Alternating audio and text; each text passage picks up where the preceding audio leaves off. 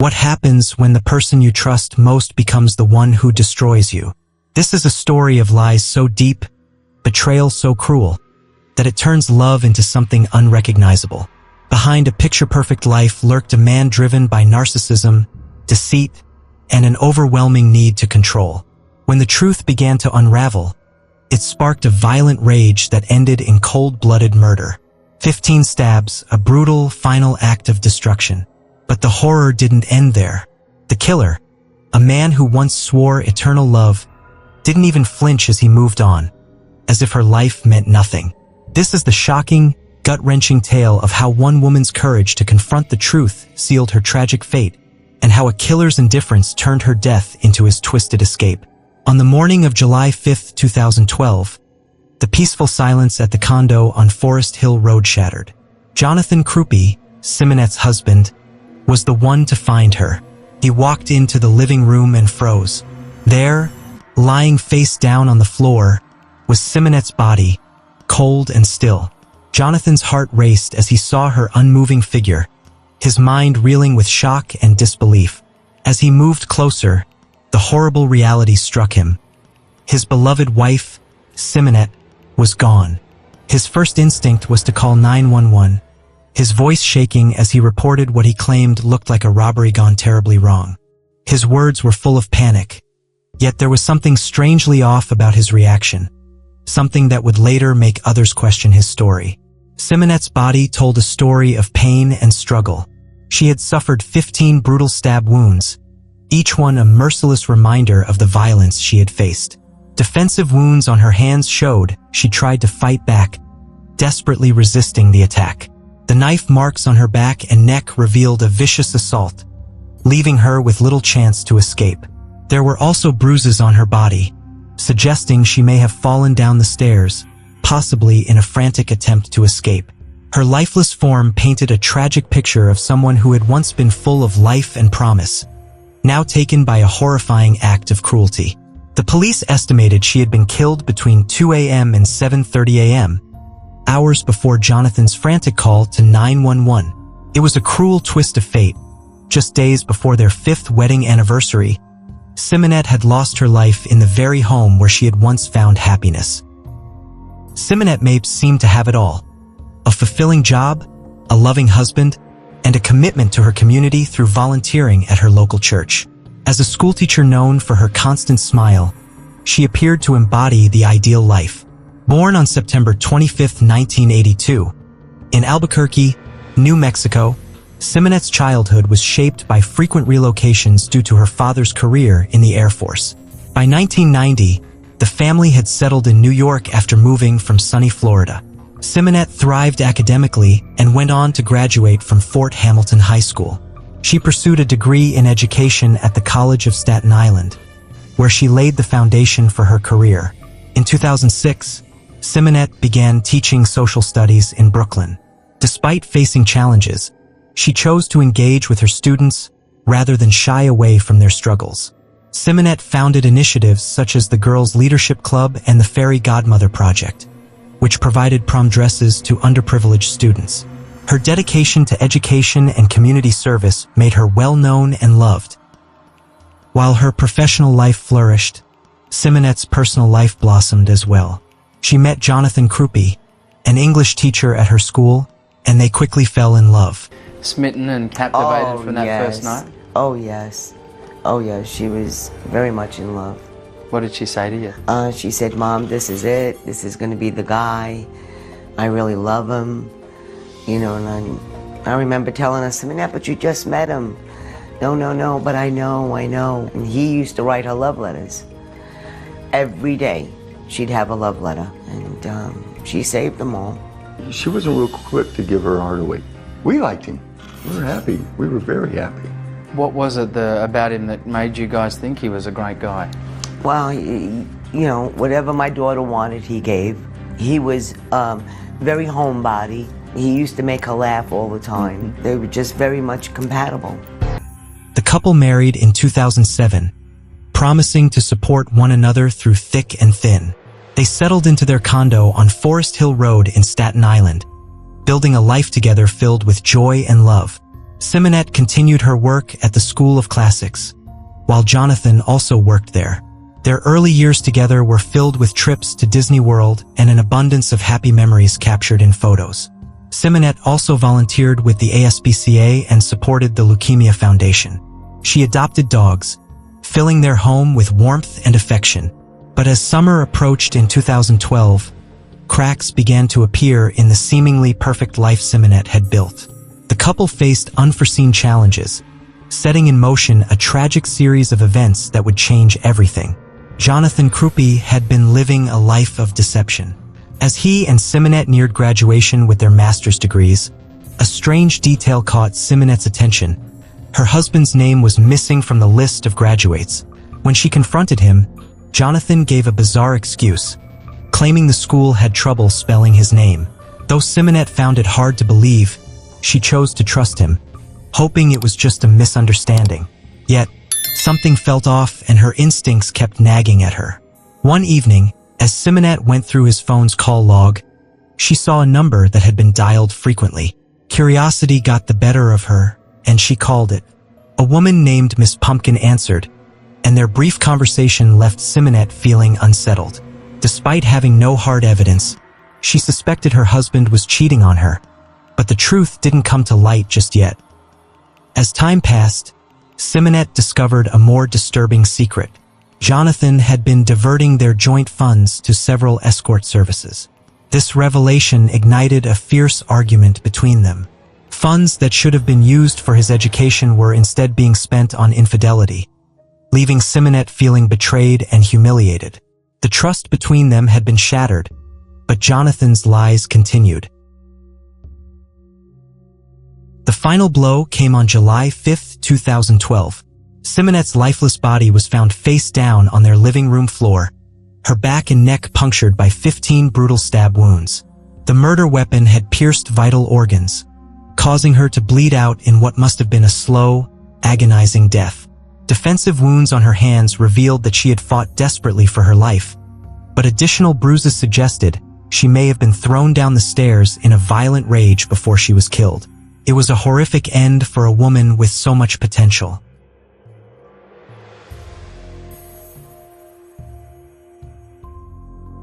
Just 2 days before their 5th wedding anniversary, Jonathan Krupe said he woke up early at 6:45 a.m. He let Simonette sleep in, claiming he didn't want to disturb her. At 7:30 a.m., he said he gently touched her shoulder to wake her up before leaving for errands and to get his car inspected. He also claimed Simonette had asked him to pick up some school materials.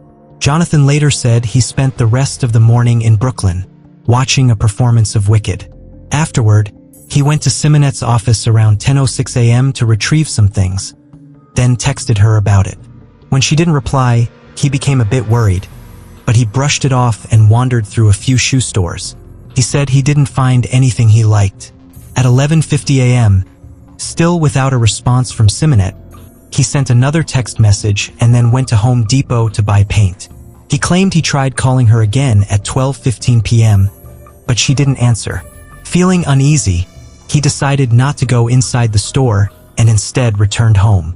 When he entered their condo, he said he found Simonette's lifeless body. In a panic, he immediately called 911, telling the operator it looks like a robbery gone wrong. "Please help me." When the police arrived at the scene, Jonathan Krupe quickly suggested that Simonette's murder might be gang-related. He claimed that their recent experience of surviving a shootout had somehow linked her death to gang retaliation. He even recalled a recent Facebook post by Simonette, where she urged Staten Island youth to avoid idolizing Brooklyn gangsters who had no real understanding of violence. However, the police struggled to find any connection between Simonette and any street gang that would justify such an attack. The community, still in shock, believed Jonathan's explanation, assuming her death was the result of gang retaliation. The tragic loss hit Simonette's parents, Teresa and John Mapes, hard. In a heartfelt tribute, her mother spoke through tears, remembering the joy Simonette brought into her life. I wanted you to know how much I love you, and that I never stopped thinking of the day that you were born, It was so beautiful, and I was so happy. The day you were 3 years old, and you were so sick, we were afraid we were going to lose you. The first day of school, and how you cried to come home. The day you graduated high school with honors and on the dean's list. And of course, that's my Simonette. The day you turned sweet 16. So beautiful. The day you came home and told me, Mom, I got a tattoo. Please don't be mad. The day you came home and told me, I'm running away, and we had to chase you all the way to Queens. The day you came home and told me, Mom, I'm going to college to become a teacher. That's exactly what I want to do. I want to teach these kids how to be better people. The day you came home and told me, I got my bachelor's, Mom. The day you came home and told me, Mom, I got a job with the New York City Department of Ed. The day you came home and told me, Mom, I got my master's, and I got it with honors. Well, that's the party we never got to have. Or the day you told me when Dad was laying in bed, they thought that he had lung cancer. And you told me, Mom, don't worry, I will never leave you. And you're gonna come live with me, Mom. I never got to see that day. Thank God in a way, because Dad's still here, but you're not. I don't want anyone to feel sorry for me. It's a pain I have to live with. But this video is for you, Simonette. I love you so much. I want you to know how much I love you. I never stopped thinking of the day you were born. It was beautiful. I remember the day you turned sweet 16, so lovely. And when you told me about your tattoo, I just wanted you to be happy. Her father, too, expressed his grief and frustration, speaking to the media with a plea for help. We need to catch the person who did this. They're out there and they could hurt someone else. My daughter didn't deserve this. With tears in his eyes, he vowed to never rest until the killer was found and justice was served. As mourners gathered to honor Simonette, the weight of grief was palpable. Friends, family, and colleagues silently paid their respects, lost in memories of the beloved teacher and friend. Among the sea of sorrowful faces, one stood out, Jonathan Krupe. His sobs echoed through the church as he clutched a rosary, kissing 2 roses before placing them on Simonette's casket. His visible anguish seemed genuine, but doubts began to surface. Just days earlier, he had suggested that everyone move on from her death, making his display of grief seem oddly staged. This doesn't happen, to us. It didn't seem real. It didn't seem right. Nobody would want to hurt Simonette. Nobody. In the days that followed Simonette's funeral, Jonathan's actions grew more unsettling. Shortly after her burial, he began a new relationship with a woman who looked eerily similar to Simonette. He distanced himself from her family, forbidding Simonette's mother, Teresa, from gathering her daughter's belongings. These actions caused a ripple of unease among the Mapes family, who were left wondering about Jonathan's true role in Simonette's death, though they hoped justice would soon be served.